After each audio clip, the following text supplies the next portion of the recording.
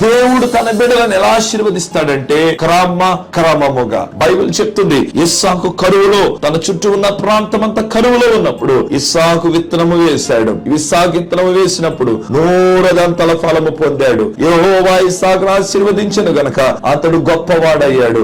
And one more thing, యెహోవా ఇస్సాకును ఎలా ఆశీర్వదించాడంటే క్రమముగా దేవుడి ఇస్సాకును ఆశీర్వదించాడు. హల్లెలూయా. ఇస్సాకు జీవితాన్ని చూస్తే మనకి ఇదే కనబడుతుంది.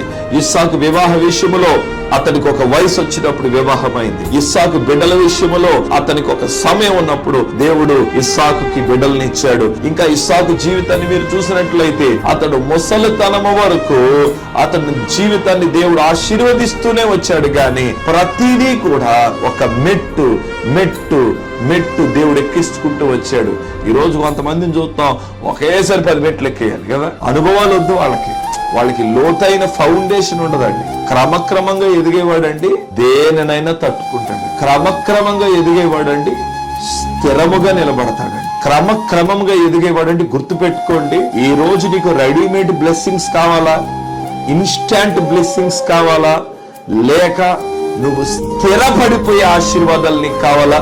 మీరే తెలుసుకోండి, మీరే ఆలోచించుకోండి. బైబిల్ చెప్తుంది అబ్రహాము దేవుడు, ఇస్సాకు దేవుడు, యాకోబు దేవుడు, తరాలు మారిపోయిన ఈ నామం అలా మిగిలిపోయింది. అబ్రహాము దేవుడు, ఇస్సాకు దేవుడు, యాకోబు దేవుడు, వాళ్ళ ఆశీర్వాదమును దేవుడు అలా స్థిరపరచడానికి గల కారణం ఏంటో తెలిసిన క్రమముగా దేవుడు వారిని ఆశీర్వదించాడు. ఇస్సాకు జీవితంలో ఒక 2 అనుభవాలు నేను చెప్తాను.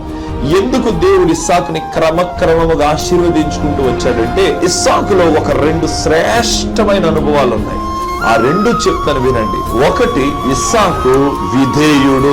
హల్లెలూయా. చెప్పండి, ఇస్సాకు ఎవరు? విధేయుడు. అంటే అతడిలో ఒక ఒబీడియన్స్ అనేది ఉంది, విధేయత ఉన్నది. చూడండి ప్రియులారా, బైబిల్ చెప్తుంది దేవుని బలిష్టమైన చేతుల క్రింద తమను తాము తగ్గించుకుని విధేయత కలిగిన వారిని దేవుడు తగిన సమయమందు హెచ్చిస్తాడు. నేను ఒక సీక్రెట్ చెప్తాను.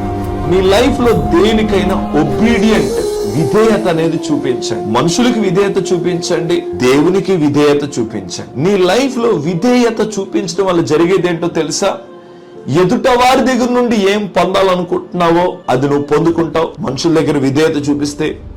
రెండవది, దేవుని యొద్ద నువ్వు విధేయత చూపిస్తే దేవుడు ఏది నీకు ఇవ్వాలనుకుంటున్నాడో అది నువ్వు పొందుకుంటావు. ఇస్సాకు విధేయత చూపించాడు అనడానికి 2 విషయాలు చూపిస్తాను. ఒకటి, ఇస్సాకును అబ్రహాము బలివ్వడానికి మొరియా పర్వతం మీదకి తీసుకెళ్ళినప్పుడు బైబిల్ చెప్తుంది ఆ బలిపీఠము మీద, ఆ కట్టెల మీద ఇస్సాకును పెట్టినప్పుడు ఇస్సాకు ఒక్క మాట కూడా మాట్లాడినట్టు లేఖనాలు చెప్పట్లేదు.